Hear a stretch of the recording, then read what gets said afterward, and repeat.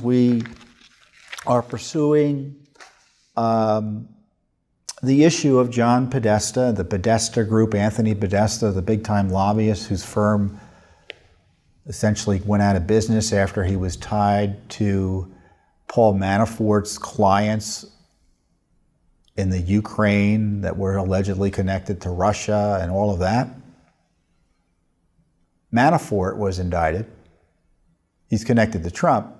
Podesta, a well-known Democrat lobbyist whose brother, John Podesta, obviously Hillary Clinton's one of top advisors over the years, including during her campaign, he hasn't been indicted. So what we did was we sued we asked for and then sued the State Department for records about Mr. Podesta and the Podesta Group's involvement with the State Department. And we did get some records. And we got initially a remarkable 5 pages of records from the State Department about what the Podesta Group was up to with the State Department. And the records show that the Podesta Group was lobbying and involved with the Ukrainian entity that was tied to Russia. It's called Party of the Republics, which was the Ukrainian political party that was really a Russia front. And they were representing them, the Party of the Regions. The March 2013 email shows that U.S. Foreign Service Officer John Teft, who would later go on to become U.S. Ambassador to Russia in 2014, they're writing about the Podesta Group, which they quote, is representing the Party of the Regions. So what happened is both Manafort and the Podesta Group, after the fact, had to file Foreign Agent Registration Act forms disclosing or reporting their lobbying activities for groups like the Party of the Regions and some other fronts associated with Ukraine. Only Manafort was indicted for not filing those forms properly and on time when he should have. The Podesta Group, again, this mega Democrat lobbying firm, was not indicted, nor was Mr. Podesta himself. So Anthony Podesta's Podesta Group represented the governor of Puerto Rico, who was trying to get Lufthansa and JetBlue to put some facilities, I guess, in Puerto Rico. They were competing with Mexico. And so these State Department documents show that the State Department was aware that John Podesta's brother was lobbying and representing the Puerto Rican government here, or at least the governor. And so the documents show that John Podesta is getting emails back and forth and agreeing to get some information and be there to help and talking for his brother in this lobbying effort. Now, I guess in theory, we want Lufthansa and JetBlue to invest in Puerto Rico rather than Mexico. We obviously want them to be doing business in the United States. And in fact, Puerto Rico was selected by those 2 airlines for the facility, the maintenance facility, in 2014. But the documents show that John Podesta was involved with his brother's lobbying firm,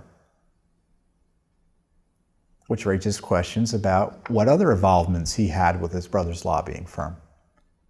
And he was involved with doing work for the firm and advocating on the firm's behalf and the firm's interests while he was at the White House. Now, compare and contrast that to how the Mueller operation is handling the Trump team.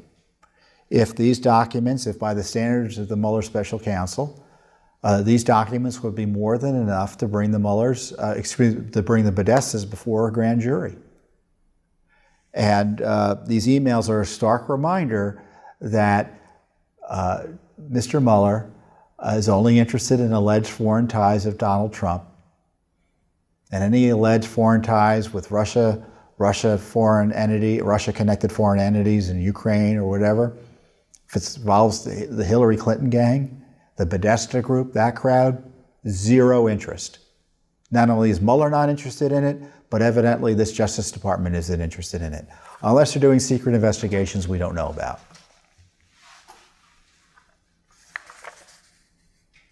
Again, these documents were obtained by Judicial Watch. They were not obtained by Congress. They were not obtained by the media. So we have documents out of the State Department showing the Podesta group was involved with this Ukrainian front for the Russians, the same entities that Paul Manafort is being charged for representing.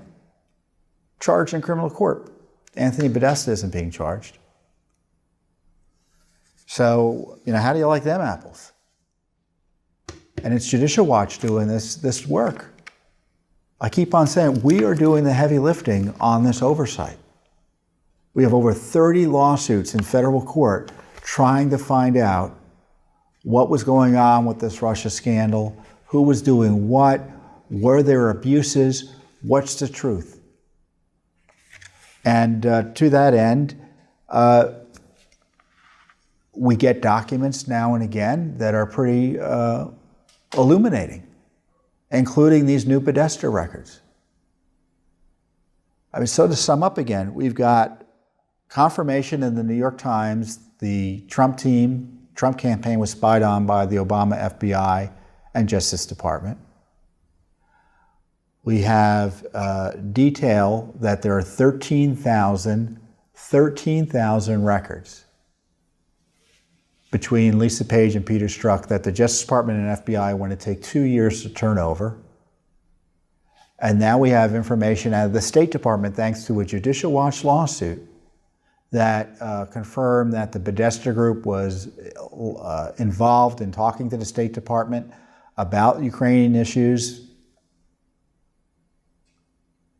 which are Russia-connected, obviously.